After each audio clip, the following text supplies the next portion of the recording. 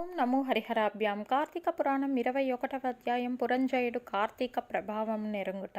ఈ విధంగా యుద్ధమునకు సిద్ధమై వచ్చిన పురంజయునికి కాంబోజాది భూపాలకులకు భయంకరమైన యుద్ధం జరిగింది. ఆ యుద్ధంలో రతికుడు రతికునితోనూ, సైనికుడు సైనికతోనూ, గజ సైనికతోనూ, పదాది సైనికులతోనూ, మల్ల యుద్ధ నిపుణులతోనూ, ఖడ్గము, గద, బాణం, పరసు మొదలగు ఆయుధాలు ధరించి ఒంటరల ఢీకొనుచు హూంకరించుకొనుచు, సింహనాదములు చేసుకొనుచు, సూరత్వ వీరత్వములు చూపుకొనుచు, బేరి దుందుబులు వాయించుకొనుచు, శంఖములు పూరించుకొనుచు ఉభయ సైన్యములు విజయకాంక్షులై పోరాడినారు.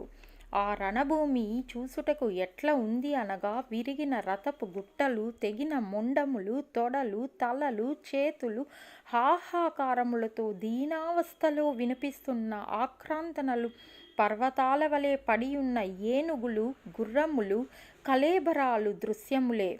ఆ మహాయుద్ధమున వీరత్వమును చూపి చచ్చిపోయిన ప్రాణులను తీసుకెళ్లటానికి దేవదూతలు పుష్పక విమానముపై వచ్చిరి. అటువంటి భయంకరమైన యుద్ధం సూర్యాస్తమయం వరకు జరిగింది. కాంబోజాది భూపాలురు సైన్యం చాలా నష్టపోయెను. అయినను 3 అక్షౌహిణులను పురంజయుని సైన్యం అతి సాహసంతో పట్టుదలతో ఓడించి పెద్ద సైన్యమున్న పురంజయునికి అపజయమే కలిగింది. దానితో పురంజయుడు రహస్య మార్గమున శత్రువుల కంటపడకుండా తన గృహానికి పారిపోయాడు. బలోపేతులైన శత్రురాజులు రాజ్యమును ఆక్రమించుకొని పురంజయుడు విచారముతో సిగ్గుతో దిగ్గుంచుచుండెను.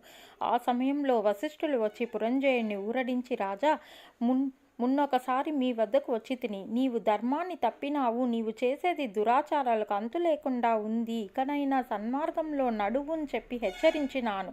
అప్పుడు నా మాటలు నీవు వినలేదు. నీవు భగవంతుని సేవింపక అధర్మ ప్రవర్తన ఉన్నడై ఈ యుద్ధంలో ఓడి రాజ్యాన్ని శత్రురాజులకు అప్పగించినావు. ఇప్పటికైనా నా మాటని ఆలకించుము.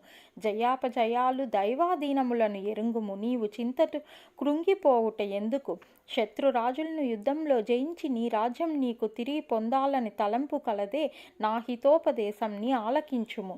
ఇది కార్తీక మాసము. రేపు కృత్తికా నక్షత్రంతో కూడిన పౌర్ణమి కాబట్టి స్నాన జపాది నిత్య కర్మలాచరించి దేవాలయం వెళ్ళి దేవుని సన్నిధిలో దీపారాధన చేసి భగవన్ నామస్మరణ చేసి నాట్యము చేయుము.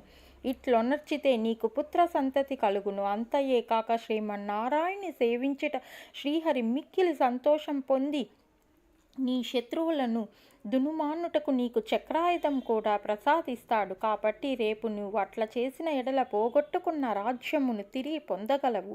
నీవు అధర్మ ప్రవర్తుడై దుష్ట సహవాసం చేయుట చేతనే కదా నీకు ఈ అపజయం కలిగినది. కాబట్టి లెమ్ము, శ్రీహరిని మదిలో తలచి నేను తెలిసి చేసినట్లే చేయమని హితోపదేశం చేశాడు.